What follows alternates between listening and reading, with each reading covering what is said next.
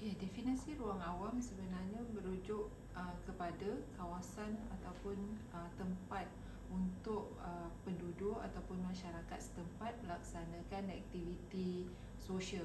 Sama ada aktiviti itu dalam bentuk rekreasi, bersukan, bersosial, berkelah, bermain, ya.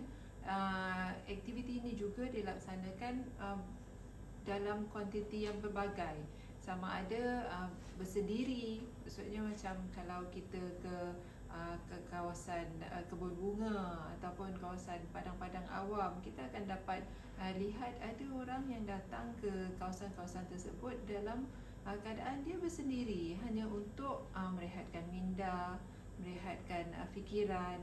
Dan ada juga yang datang bersama pasangan ataupun berkeluarga dan juga berkumpulan.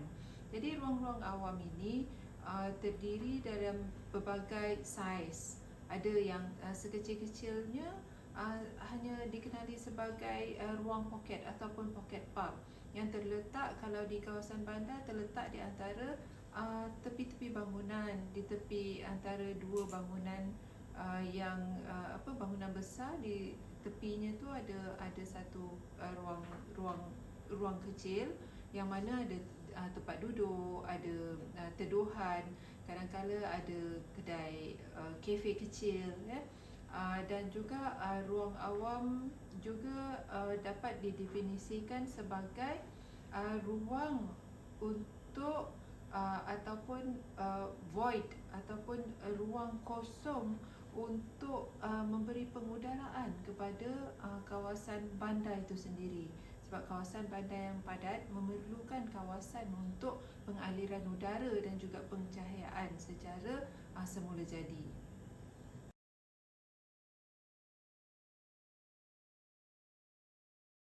Okay, kepentingan ruang awam ni sangat banyak. Kalau dari sudut kawasan bandar, ruang awam sangat penting, di mana ia merupakan kawasan untuk para pekerja yang penat bekerja di pejabat-pejabat untuk berehat seketika, ataupun ia juga membuka ruang ekonomi untuk peniaga-peniaga kecil untuk menjalankan aktiviti di ruang-ruang tersebut. Antara ruang-ruang awam yang terkenal di Kuala Lumpur adalah seperti Jalan Tunku Abdul Rahman, Padang Merdeka ataupun Dataran Merdeka, dan juga kalau sekitar tahun 80-an ada lorong bonus yang mana terletak di sepanjang Sungai Kelang, okay? Riverside, kawasan pesisir sungai yang dibangunkan untuk para peniaga kecil mencari sesuap nasi dengan berniaga secara kecil-kecilan. Jadi dalam kata lain, selain daripada berfungsi sebagai ruang sosial, sebenarnya ruang awam juga mempunyai kepentingan dari sudut ekonomi dan juga persekitaran setempat.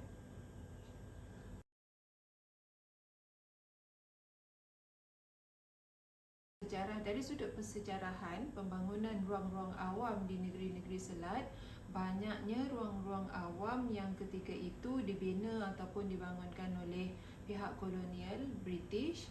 Ruang-ruang awam mereka lebih berbentuk seperti dataran ataupun padang-padang awam, taman-taman awam yang kegunaannya lebih seperti kalau dataran ataupun padang, atau juga dikenali sebagai esplanade. Contoh esplanade di negeri selat seperti Singapura, esplanade sehingga hari ini masih lagi kedapatan, iaitu di tengah bandaraya Singapura. Dan satu lagi padang awam ataupun dataran yang terkenal yang dibangunkan oleh pihak British pada zaman kolonial adalah Padang Pahlawan, yang dahulunya terletak berhadapan ataupun setentang dengan Selat Melaka, dan di belakangnya adalah Bukit Sempol, di mana Formosa merupakan lokasi Formosa. Dan yang ketiga adalah Padang Kota Lama.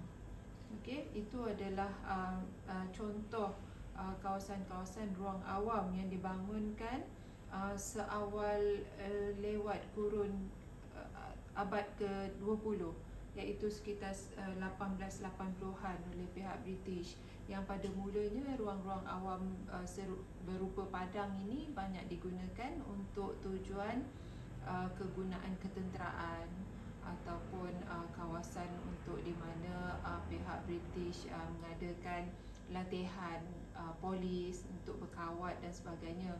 Tapi pada petang hari mereka akan menggunakan ruang-ruang awam ini untuk berekreasi seperti main kriket, bola sepak. Namun setelah kita mencapai kemerdekaan, ruang-ruang awam ini masih terus aktif digunakan.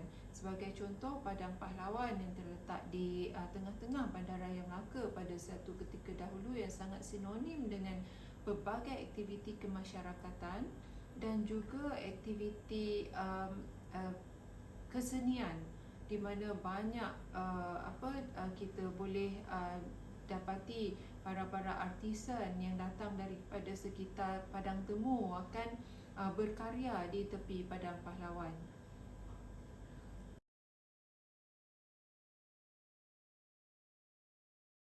Meskipun kepentingannya kita tidak dapat nafikan sama ada daripada sudut sosial, ekonomi dan persekitaran, disebabkan desakan urbanisasi yang berlaku hampir di setiap kawasan bandar di negara kita ini. Banyak ruang-ruang awam, terutamanya di kawasan tengah-tengah kota raya seperti Johor Bahru, Melaka, bandar-bandar besar di Kuala Lumpur, Pulau Pinang. Banyak ruang-ruang awam yang telah saya sebutkan sebelum ini terpaksa dikorbankan untuk tujuan commercialization ataupun aktiviti-aktiviti ekonomi yang lebih mendesak.